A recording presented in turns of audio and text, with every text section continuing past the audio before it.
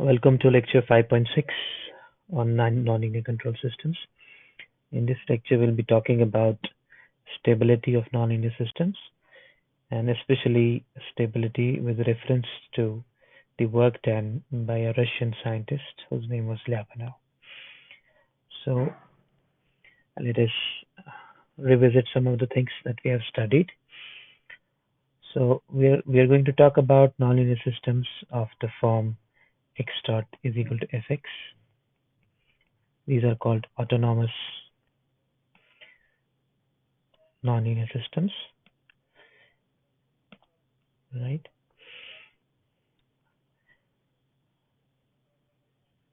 And then we'll be talking about stability with the reference to what we already know in terms of stability of nonlinear systems, which is that stability of nonlinear systems is actually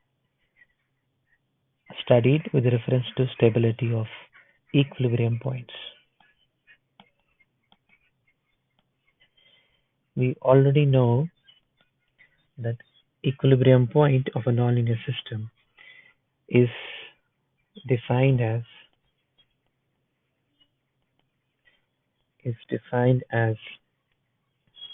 a point xt equal to x star such that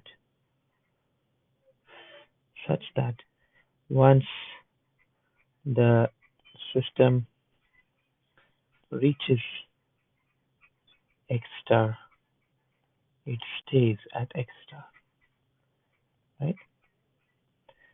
So basically, x dot is equal to fx, x dot is equal to fx.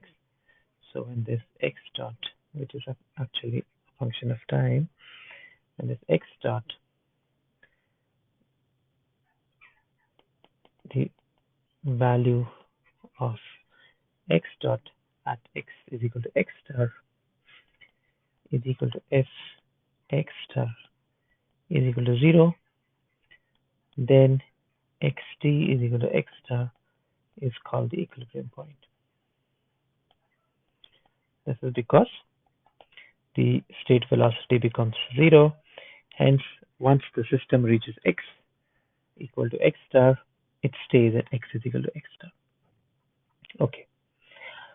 So, starting from these two basic ideas that we are going to talk about nonlinear systems of the form xt is equal to fx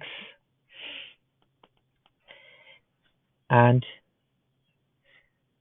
x dot t is equal to fx, and from the understanding of equilibrium point, which is given by this equation, we'll talk about stability of nonlinear systems. So there are two methods of basically trying to understand whether a particular equilibrium point of a nonlinear system is stable or not. Both of these methods are called Lyapunov's methods.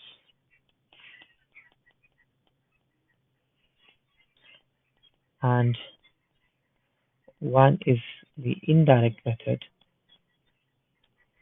The other is called the direct method. The indirect method is also called the method of linearization. So we are going to see this indirect method to analyze the stability of nonlinear systems today. So essentially, since we know we have a well-developed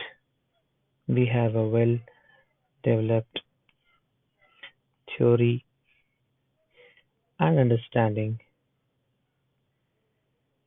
of stability of linear systems, right? And we also know that a nonlinear system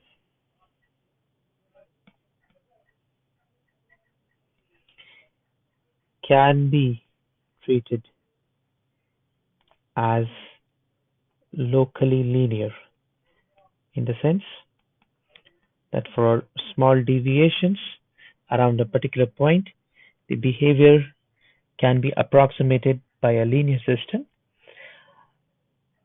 The indirect method is a method to understand whether the linearization of the nonlinear system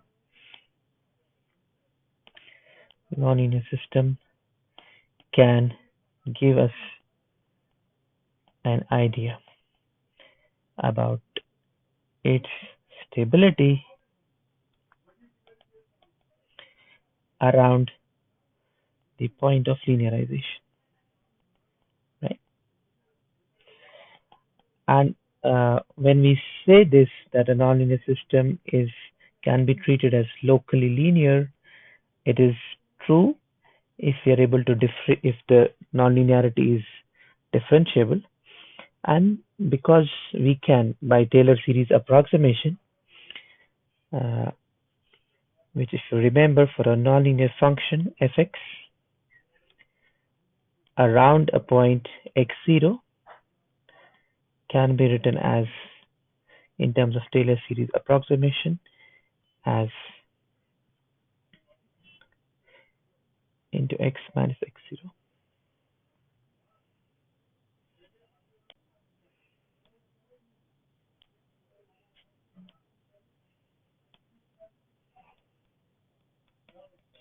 The Taylor series expansion of a nonlinear function of x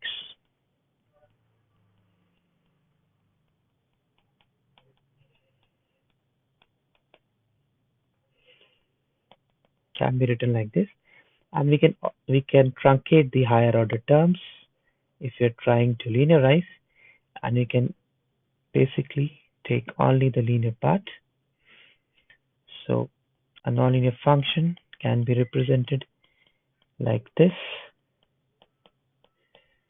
when it is linearized around x equal to x0. So this is the linear approximation of the nonlinear system, of the nonlinear function, but this is valid for only small x minus x0, because if x minus x0 becomes bigger than a certain tolerance, then these terms you cannot ignore, the terms of higher order. So a nonlinear system can be treated as locally linear most of the times, and since we already have a well-developed theory and we have a well-developed understanding of stability of linear systems,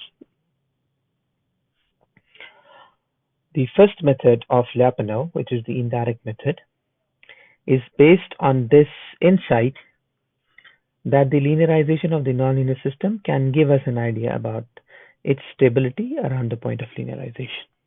Okay, so let me illustrate this with an example which we have already studied before. So let us first see how to linearize a nonlinear system. How do you linearize it, right? Linearization of a nonlinear autonomous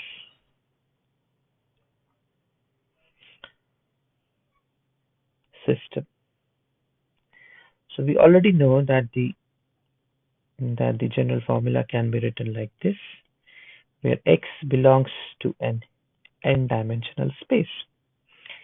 Now, let us try to see how we write the Taylor series expansion for this f now, which is not going to be a function of a single variable, but for illustration, if x belongs to R square, then this equation is actually something like this. This means x belongs to R square, means x is equal to x1, x2. There are two variables, and that means x1 dot is equal to f1 x1 comma x2, x2 dot is equal to f2 x1 comma x2. So this is the actual state space presentation when you open it up. So now we have to see if we have to linearize a nonlinear function of, say, second order, nonlinear system of second order. How do we go about doing it? So let us take this because this is simpler, and then we can understand how it is going to be general. So we have to do this one by one. So what we'll be doing, if you want to linearize this around an equilibrium point,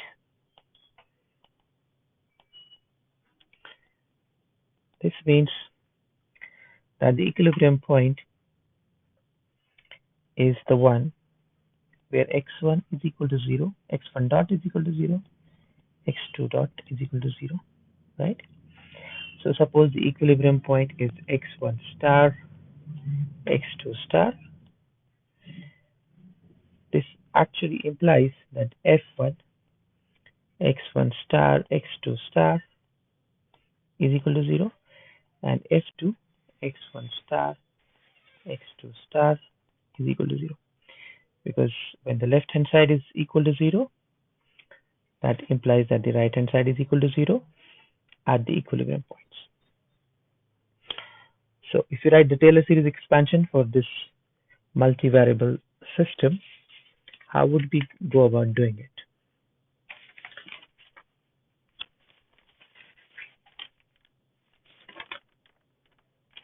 Right. So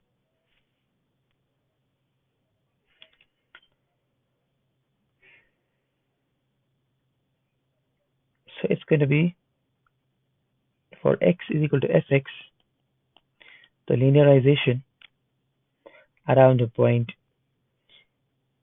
x is equal to x star is given by x dot is equal to fx is given by x dot is equal to fx star plus x minus x star f dash x star, right? Since x is equal to x star is an equilibrium point for a single order system, this means that fx star is equal to 0. So you can write x dot is equal to x minus x star f dash x star. Now this is for x when x belongs to one-dimensional space. When x belongs to the two-dimensional space, like this one, what we write is x1 dot x2 dot is equal to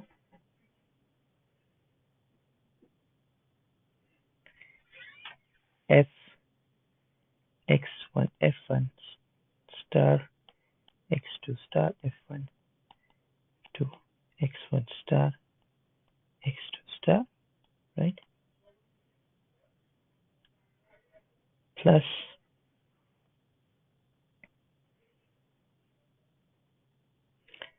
del f1 by del x1 del f2 by del x2 del f1 by del x2 del f2 by del x1 into x1 minus x1 star x2 minus x2 star, right? So you see, this is a straight away consequence of this actual Taylor series expansion formula, and you can also individually write it from this equation, because now you have derivatives with respect to two terms, right? So what you have basically done is you have written x1 dot as f1 x1 star x2 star plus x1 minus x1 star into del f1 by del x1 calculated at x1 is equal to x1 is equal to x1 star x2 is equal to x2 star, right? Plus x2 minus x2 star del f2 by del x2, again calculated at the equilibrium points. So this term, this matrix here that you get is called the Jacobian. And this Taylor series expansion of the first equation here, and similarly the Taylor series expansion of the second equation here, when you put together, you'll get this equation. And this comes straight away from the Taylor series expansion of one variable function, which is given by this. So in short, if now x1 star x2 star is an equilibrium point, right, is an equilibrium point, which is what it is, because you're linearizing around the equilibrium point, because you're checking the stability around the equilibrium point. It means that this term and this term would be equal to 0. So what you're left with is x1 dot x2 dot, so this equation I'm rewriting, is equal to del f1 del x1 del f1 del x2 del f2 del x1 del f2 del x2. Please remember that this Jacobian is evaluated at equilibrium point. So this is evaluated at x is equal to x star into x1 minus x1 star x2 minus x2 star. Now what normally happens is that x1 star x2 star, the equilibrium point is 0, 0. Even if it is not 0, 0, we can translate the system references so that it becomes 0, 0. I'll show you how.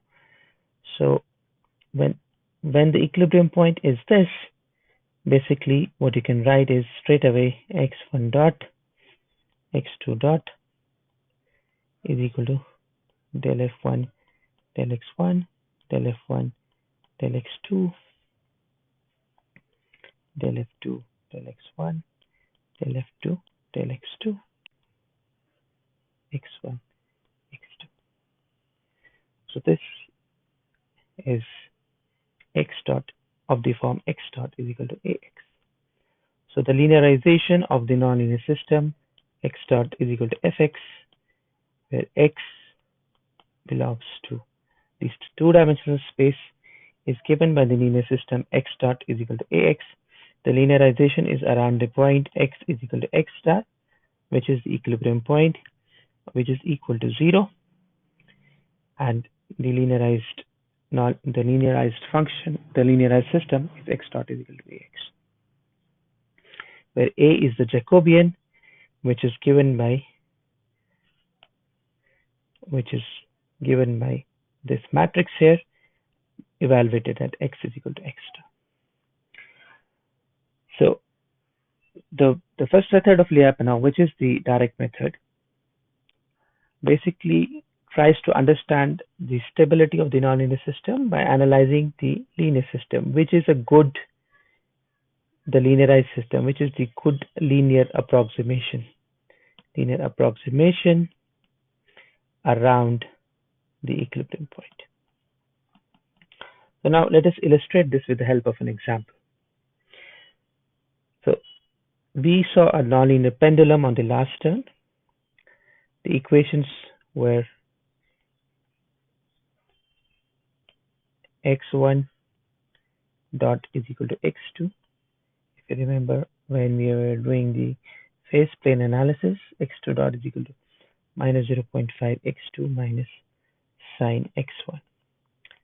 So this is a nonlinear pendulum which has a pendulum which basically has nonlinear equations governing its dynamics.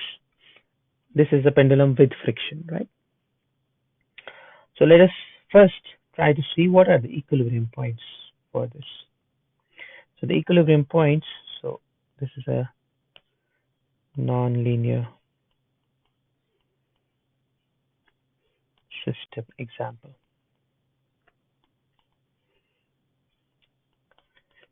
pendulum with friction. So what are the equilibrium points? The equilibrium points are the points where the state velocities are zero. If you remember, in this case, x1 was the displacement. This is the angular displacement of the pendulum, and x2 is the velocity. It is a pendulum which is you can assume it to be a stiff rod connected to, say, some weight at the bottom, and it is able to move around under the influence of gravity, right? It is able to move in this plane 360 degrees. So if you push it, it is going to go like this. It can go like this, right? It can move the whole circle and come back to this position. So if you look at the physical example, it is very clear that actually it can settle down at two positions. One is this position of rest, this one, because this is the displacement. You're measuring the displacement from here. And the other position is the extreme up position, which is here. This position would also be an equilibrium point. This is also going to be an equilibrium point, but there is a difference between these two equilibrium points, which we'll just see. Otherwise, in any other position, it is not stable. It is not going to settle down. Those are not equilibrium positions. Not stable, but those are not equilibrium positions. So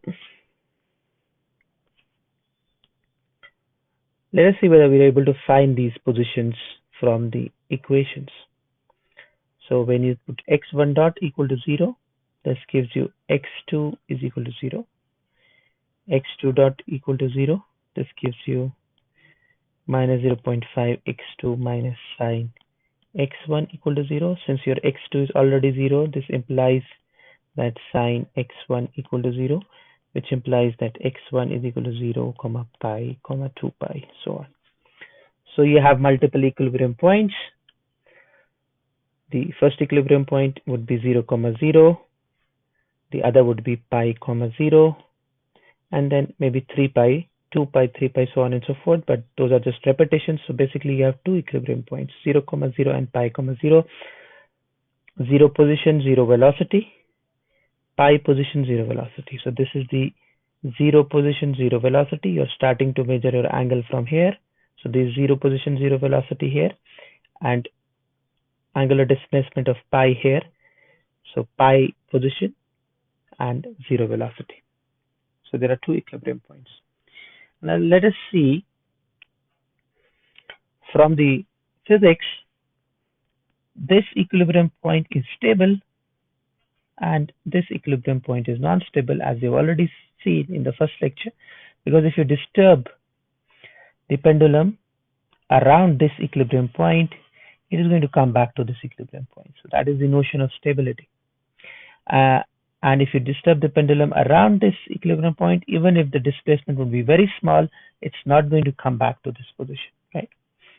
So we have two equilibrium points, and from our understanding of the physics of the problem, we know that this is a stable equilibrium point and this is an unstable equilibrium point. Now let us see whether we are able to do this, whether we are able to achieve the same result if we apply the linearization method of Lyapunov. That is, we linearize the system around this point, we linearize the system around this point, and then analyze the eigenvalues of the linear system that we obtain. So the Jacobian matrix for this A matrix, del f1 by del x1, right, evaluated at the equilibrium point would be, you can differentiate this equation with respect to x1 and x2, this equation with respect to x1 and x2, you can do that. I'll just write down the matrix.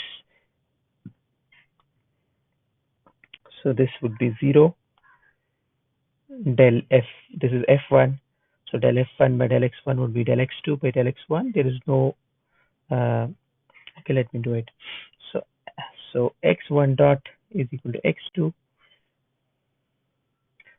and x2 dot is equal to minus 0.5 x2 minus sine x1. So this is basically this function is basically my f1, and this function is my f2. I have to differentiate f1 with respect to x1, so there is no variable x1 here, so it's 0. With respect to x2, the differential would be 1. With respect, this is the f2 function. When I differentiate this with respect to x1, I'll get minus cos x1, and when I differentiate this with respect to x2, I get minus 0.5. So this is my Jacobian matrix, and if I find this matrix A at the equilibrium point 0, 0, I'll get 0, 1, minus 1, minus 0.5. And if I find this A at the other equilibrium point, which is pi, 0, pi, 0, I get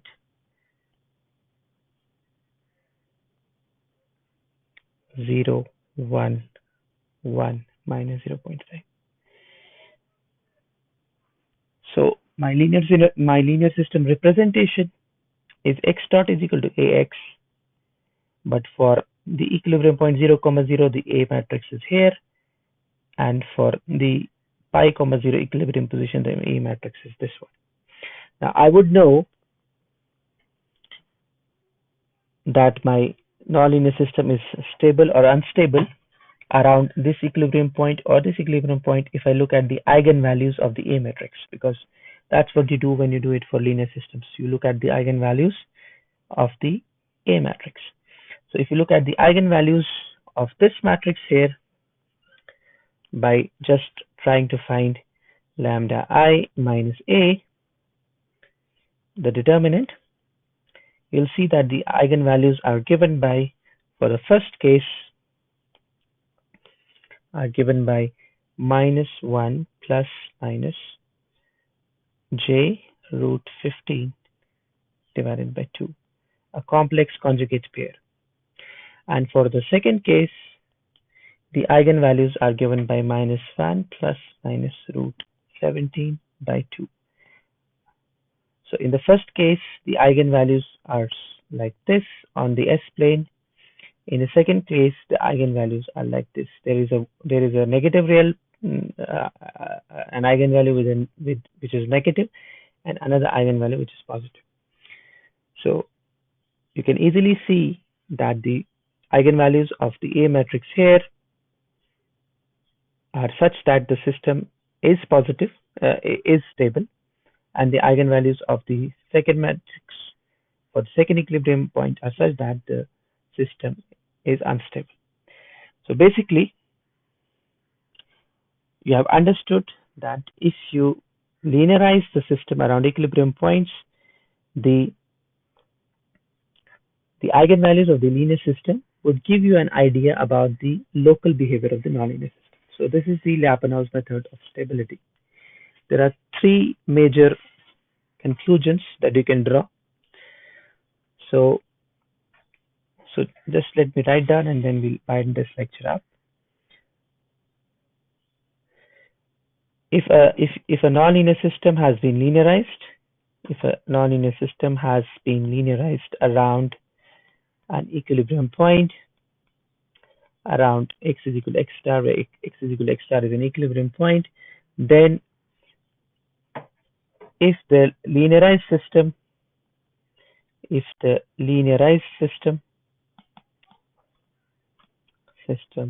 stable, the equilibrium point is also stable for the nonlinear system. if the linearized system is unstable, the equilibrium point is also unstable for the nonlinear system. Third point, if the linearized system is marginally stable,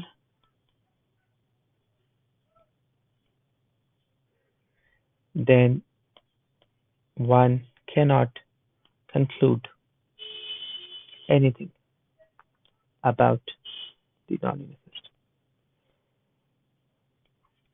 because the linearization is actually an approximation, and if you get all the poles on the left half plane, but even if one of the poles is on the j omega axis, which means that it's a marginally stable system, then you don't know the pole could actually be on the right half plane or it could be on the left half plane for the nonlinear system. So if it is marginally stable, which actually means that you have one pole at least on the j omega axis and every other pole on the left half plane in the left half plane, then there is no conclusion about the stability of the equilibrium. That's all for today. Thank you very much.